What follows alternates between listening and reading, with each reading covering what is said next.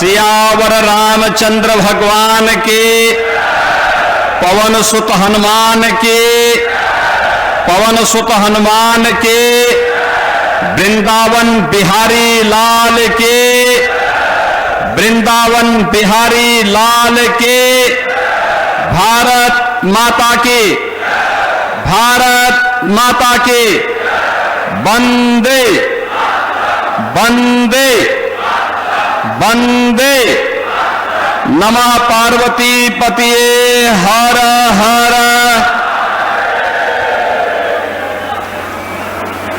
उत्तर प्रदेश सरकार में मंत्रिमंडल के मेरे वरिष्ठ सहयोगी, प्रदेश के पर्यटन और संस्कृति मंत्री और यहां के लोकप्रिय विधायक श्री जयवीर सिंह जी, प्रभारी मंत्री श्री धर्मवीर प्रजापति जी, उत्तर प्रदेश विधानमंडल के मुख्य सचेतक और लोकप्रिय विधायक भोगांव श्री राम नरेश अग्निहोत्री जी, भारतीय जनता पार्टी के प्रदेश के उपाध्यक्ष श्री आलोक गुप्ता जी, क्षेत्रीय अध्यक्ष पूरणलाल लोधी जी, जिलाध्यक्ष श्रीमती ममता राजपूत जी, करहल से भारतीय जनता पार्टी के पूर्व प्रत्याशी श्री अनुजेश प्रताप सिंह यादव जी, जिला प्रभारी श्री अनिल चौधरी जी, जिला पंचायत की अध्यक्ष श्रीमती अर्चना गोविंद भदौरिया जी, नगर पालिका परिषद के अध्यक्ष संगीता गुप्ता जी, पैक्सपेड के अध्यक्ष प्रेम सिंह साक्य जी, डीसीबी के चेयरमैन पूर्व विधायक श्री नरेंद्र सिंह राठौर जी, पूर्व विधायक अशोक सिंह चौहान जी, पूर्व जिलाध्यक्ष श्री राहुल चतुर्वेदी जी, अरविंद तोमर जी, शिवदत्त भदौरिया जी, प्रदीप सिंह चौहान जी,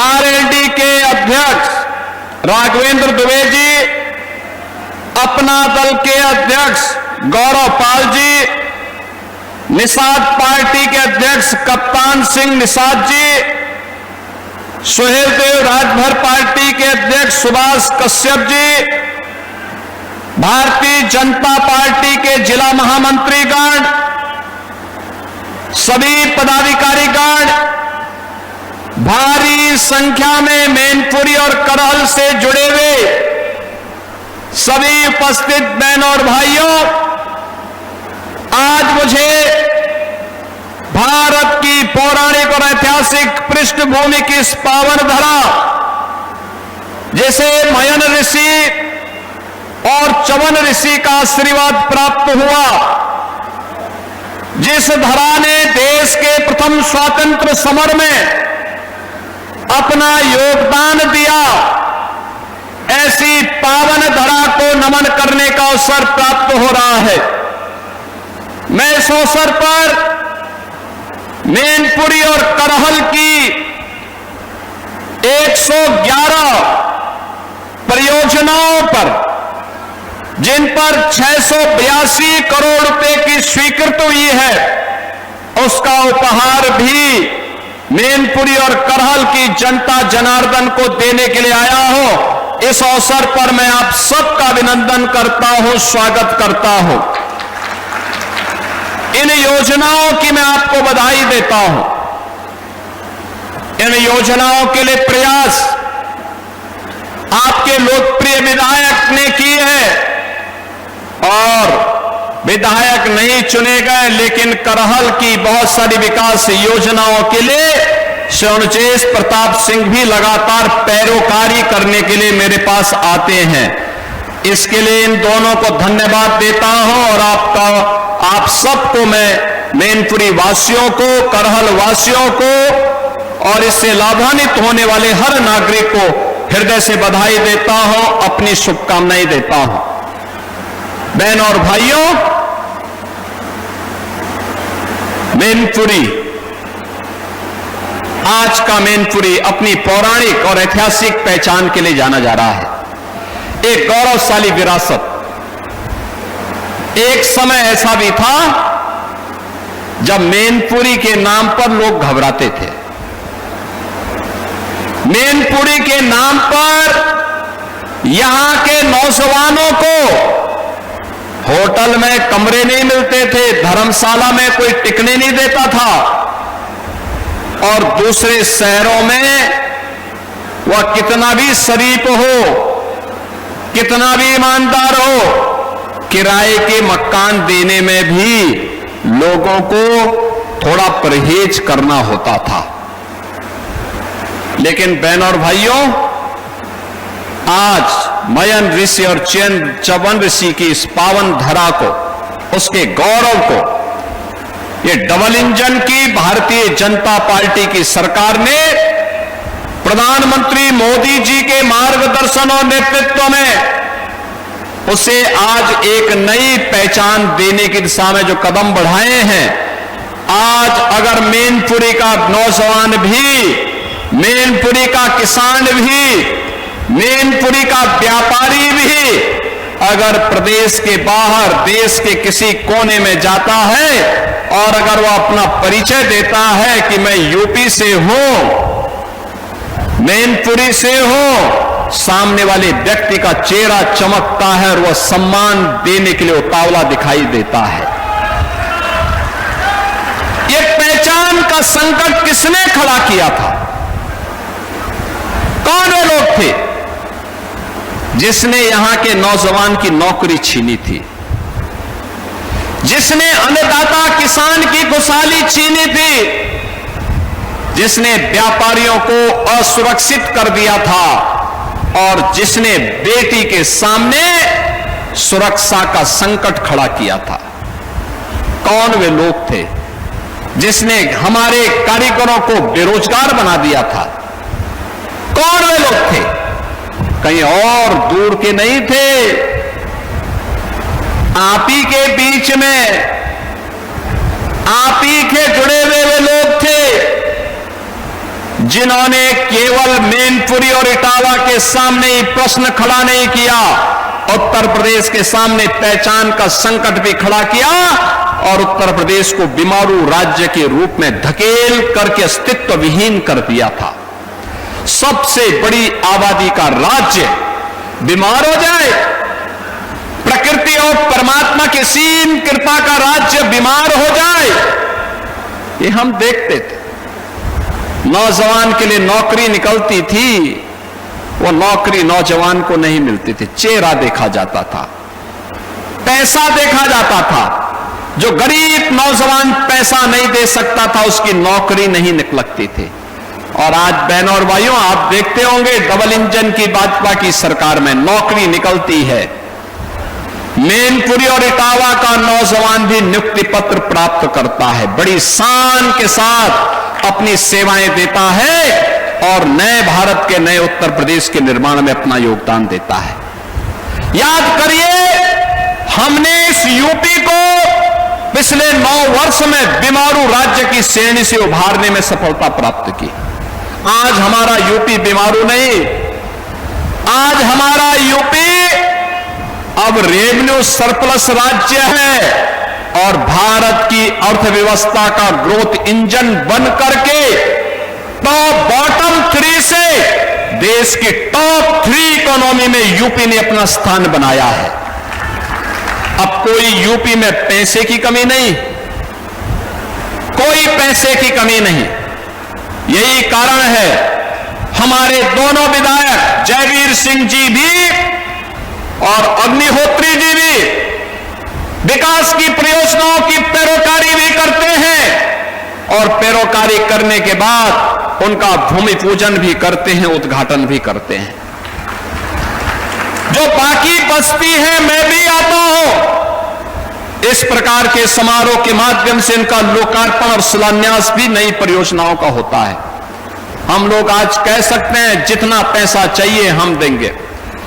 स्टेडियम के लिए म्यूजियम के लिए, ऑडिटोरियम के लिए, बाईपास के लिए, कनेक्टिविटी के लिए अच्छी सड़कों का निर्माण का हो या फिर रामलीला के मैदान के निर्माण का हो, पैसे की कमी नहीं,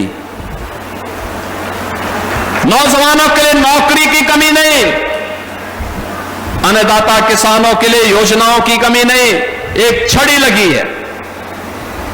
याद करिए, मोदी जी ने कहा था देश के अंदर केवल 4 जातियां हैं, एक गरीब है, एक किसान है, एक महिला है और एक नौजवान है। इन चारों के हितों के लिए कार्य कर लो, समझ लो देश विकसित हो जाएगा। भारत को विकसित होने के लिए कोई रोक नहीं सकता।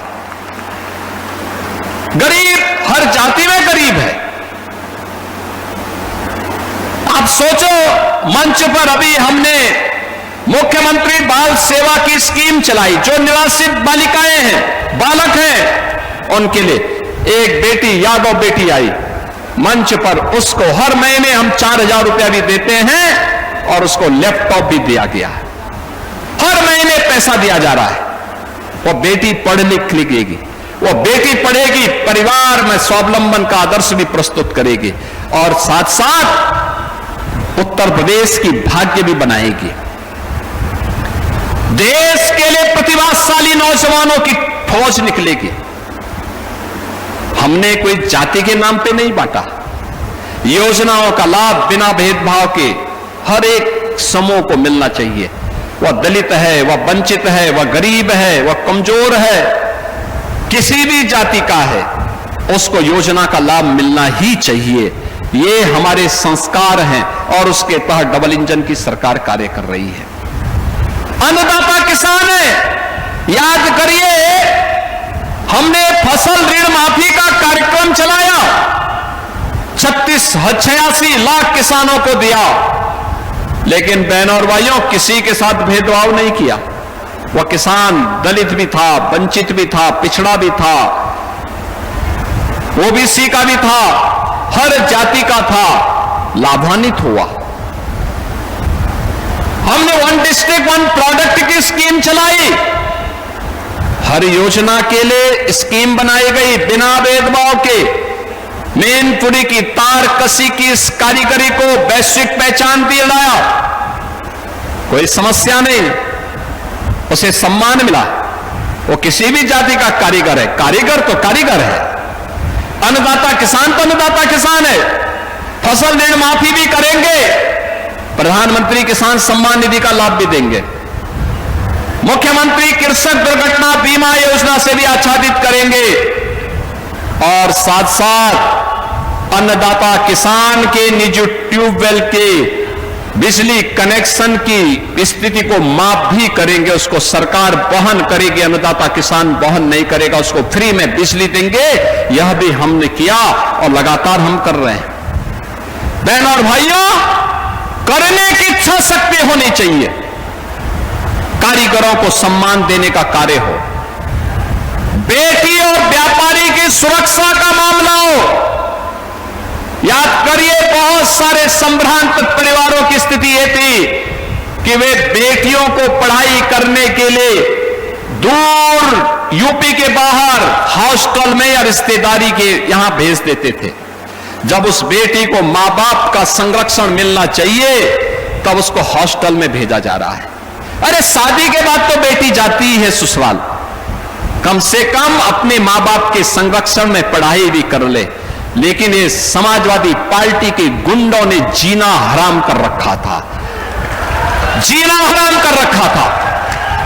व्यापारी यूपी के अंदर निवेश नहीं करना चाहता था क्योंकि इसे भय था, पूंजी लगाऊंगा तो पूंजी तो डूबेगी ही डूबेगी, उसकी सुरक्षा भी खतरे में जाएगी। कैसे समाजवादी पार्टी के समय में भारतीय जनता पार्टी के पूर्व जिलाध्यक्ष स्वर्गीय मदन चौहान के पेट्रोल पंप के अंदर घुस करके गोली मारी गई थी, इसी मैनपुरी में मारी गई थी। यही समाजवादी पार्टी की सरकार थी। कैसे व्यापारी घर से निकलता था, प्रार्थना करके निकलता था कि हे भगवान, शाम को मैं अपने परिवार का मुंह देख सकूं। ऐसी स्थिति पैदा करना। और इसीलिए जब हम लोग आए थे तो हमने कहा था अपराध और अपराधियों के प्रति जीरो टॉलरेंस। इटावा हो या मैनपुरी, यहां के संगठित अपराध की कमर तोड़ देंगे, प्रदेश को माफिया मुक्त कर देंगे। और अगर किसी माफिया ने, किसी अपराधी ने सिर उठा करके बेटी और व्यापारी के सुरक्षा के लिए खतरा पैदा किया तो उसको कहा गया कि उसके लिए दो ही जगह होगी, या तो जेल होगी या जहन्नुम होगी, तीसरी कोई जगह नहीं मिलने वाली है। माफिया के लिए कह दिया गया कि माफिया की जगह केवल मिट्टी होगी, इसके अलावा कहीं उसको जगह नसीब नहीं होगी। और बहनों और भाइयों, आज मुझे अच्छा लगता है, आज हमारा प्रदेश उपद्रवग्रस्त प्रदेश नहीं है बल्कि उत्सव प्रदेश बन गया है। उत्सव प्रदेश बन गया है। अब न कर्फ्यू है न दंगा है, यूपी में सब चंगा है। यूपी में चंगा है। श्री कृष्ण जन्माष्टमी का आयोजन भी होता है, रामनवमी की शोभा यात्रा भी होती है, दुर्गा पूजा के पंडाल भी सस्ते हैं, होली और दीपावली लोग मजे में आयोजन में भागीदार बनते हैं, परिवार के साथ आयोजन में भागीदार बनते हैं। कितना उत्सवपूर्ण माहौल होता है। यह कार्य 17 के पहले भी हो सकता था, लेकिन 17 के पहले इन सब कार्यों के लिए, विकास के लिए, विरासत के लिए, उत्सवपूर्ण माहौल के लिए समय चाहिए। जो व्यक्ति 12 बजे सो करके उठेगा, 2 बजे तक तैयार होगा, 5 बजे जिम जा करके फिर वहां पर जिम की ट्रेनिंग में चला जाएगा और 7 बजे के बाद अपनी महफिल में सजा देगा, उस व्यक्ति से क्या उम्मीद करेंगे? न किसी व्यक्ति से मिलना है, न कोई संवाद करना है, न विकास का कोई विजन है, केवल लूट करके अपने परिवार का खजाना भरना है। जिसका यही विजन हो उसके लिए तो भगवान ही मालिक है, बाकी कोई भगवान भरोसे सब कुछ चल रहा था। यही यूपी की दुर्गति का कारण था। याद करिए, नौजवान की नौकरी निकलती थी और नौकरी के पहले वसूली शुरू हो जाती थी। आज जब नियुक्ति पत्र हम वितरित करते हैं लखनऊ में, मैनपुरी का नौजवान भी सीना तान करके आता है। मैं पूछता हूं, बताओ भैया, क्या कहीं सिफारिश करनी पड़ी? नहीं। किसी को पैसा देना पड़ा? नहीं। कोई कहीं किसी प्रकार का कोई समस्या? नहीं। और वह प्रदेश के विकास में योगदान दे रहा है। जब ऐसा माहौल होता है, 9 लाख से अधिक नौजवान सरकारी नौकरी प्राप्त किए, परंपरागत उद्यम पुनर्जीवित हुआ, 3.25 करोड़ लोग उसमें समाहित हो गए, सुरक्षा का बेहतर माहौल हुआ, 50 लाख करोड़ रुपए के निवेश के प्रस्ताव आ गए। परिणाम क्या है? परिणाम है नौजवान को नौकरी मिली, नए उद्यम लगे, विकास की मुख्य धारा के साथ, नए इंफ्रास्ट्रक्चर के साथ नए उत्तर प्रदेश ने अपने धमाकेदार पारी प्रारंभ की। आज यूपी की प्रति व्यक्ति आय बढ़ी है। आज यूपी विकास के पायदान पर तेजी के साथ बढ़ते हुए देश के अंदर एक ऐसे राज्य के रूप में स्थापित हुआ है। अब यूपी पर कोई प्रश्न नहीं करता है, बल्कि देश की हर समस्या का समाधान यूपी के अंदर ढूंढता है, यूपी के अंदर ढूंढता है। और उस उत्तर प्रदेश के मैनपुरी में आज 2 विधानसभाओं की योजनाओं को लेकर के हम लोग आपके पास आए। बहनों और भाइयों, मैं आप सबसे अपील करूंगा, लोग आएंगे फिर से उस काल रात्रि की ओर आपको ले जाने का प्रयास करेंगे जिसने आपके सामने पहचान का संकट खड़ा किया था। जाति के नाम पर बांटेंगे, क्षेत्र के नाम पर बांटेंगे, लेकिन बांटने वाले लोग ये आपके हितैषी नहीं हैं। ये समाज और देश के दुश्मन हैं। कभी ऐसे ही लोगों के कारनामों के कारण विदेशी हमले होते थे और फिर से उस प्रकार की साजिशें प्रारंभ हो गई हैं। ये जाएंगे, जगह जगह जाएंगे, तमाम प्रकार की वो बातें करेंगे, घोषणाएं करेंगे, महापुरुषों को सम्मान नहीं देंगे, हम लोग पुरुष सरदार वल्लभ भाई पटेल एम्प्लॉयमेंट जोन बना रहे हैं, समाजवादी पार्टी को इससे कोई लेना देना नहीं होता। हम लोग माता अहिल्याबाई होलकर के नाम पर श्रमजीवी हॉस्टल का निर्माण कर रहे हैं, समाजवादी पार्टी उनके नाम पर बने हुए संस्थानों का नाम मिटाती थी।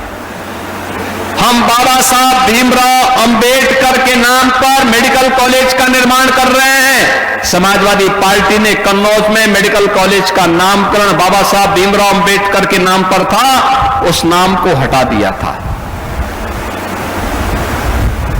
इन्हें सामाजिक न्याय से जुड़े हुए पुरोधा और महापुरुष पसंद नहीं है, इनको पसंद है केवल और केवल इनके परिवार का सब कुछ हो, सब कुछ इनके परिवार में मिले, उस परिवार के बाहर कोई किसी को कुछ न मिले। तो इससे परिवार का विकास हो जाएगा, लेकिन मैनपुरी पिछड़ जाएगा, इटावा पिछड़ जाएगा। मैनपुरी और इटावा पिछड़ेगा तो प्रदेश पिछड़ जाएगा, और प्रदेश पिछड़ जाएगा तो देश भी विकास नहीं कर पाएगा।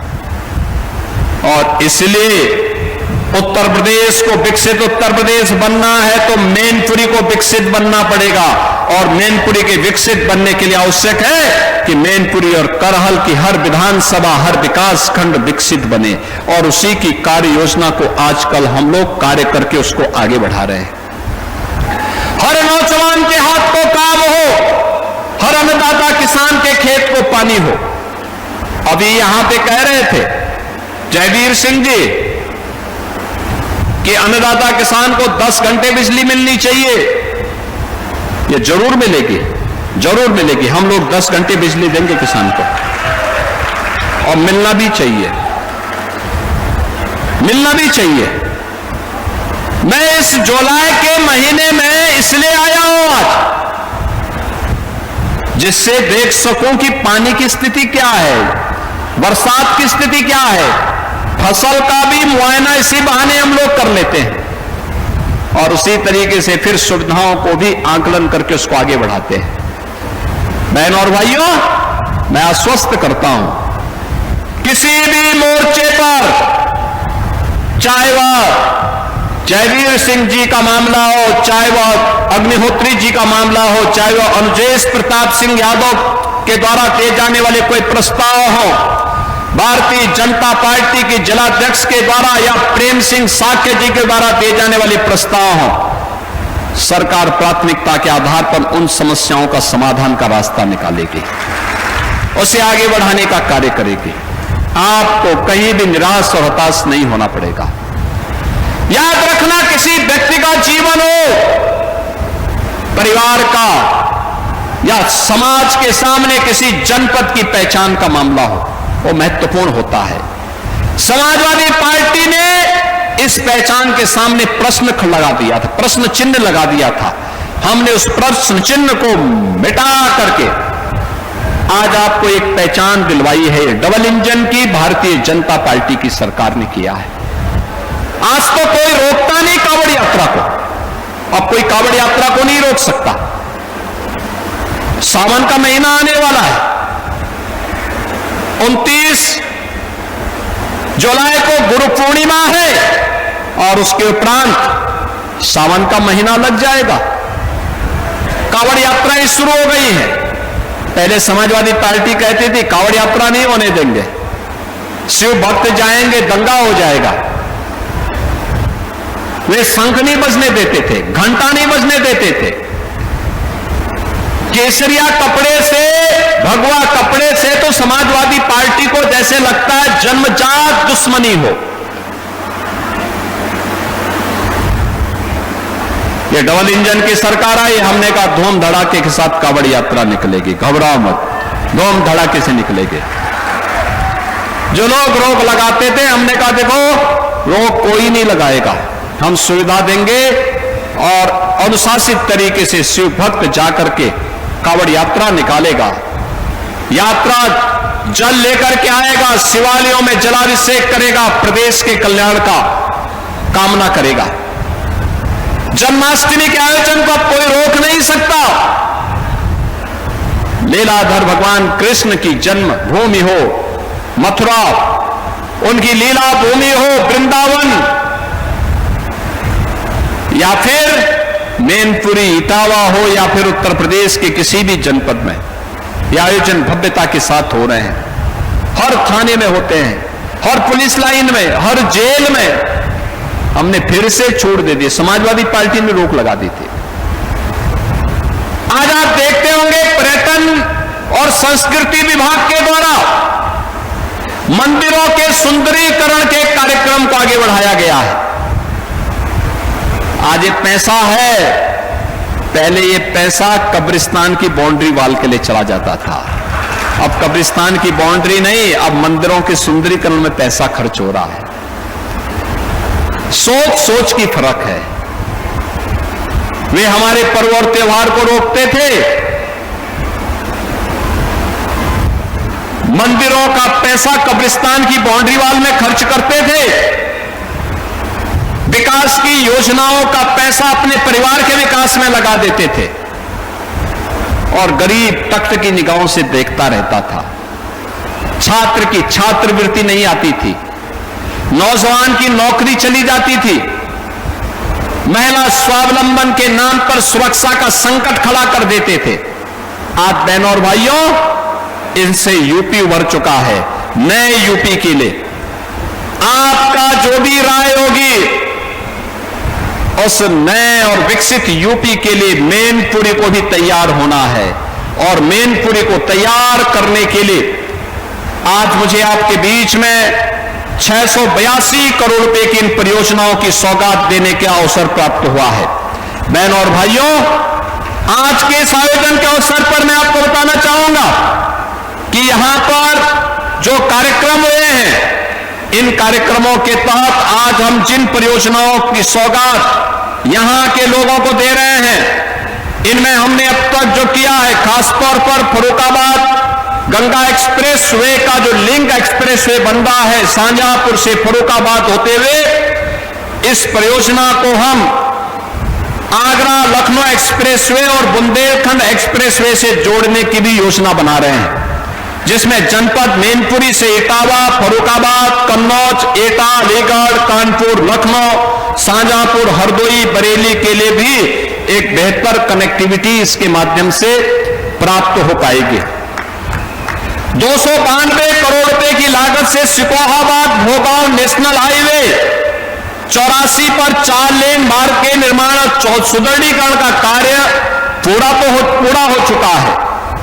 और यहां पर जो पहले भी बताया, निचली गंग नहर प्रणाली पुनर्वास और आधुनिकीकरण का कार्य हुआ है, पेयजल की पुनर्गठन योजना का कार्य हुआ है, आश्रम पद्धति विद्यालय बेवर का भी निर्माण हुआ है, राजकीय इंजीनियरिंग कॉलेज का काम पूरा हो चुका है, और सैनिक स्कूल का काम भी पहले ही पूरा हो चुका है।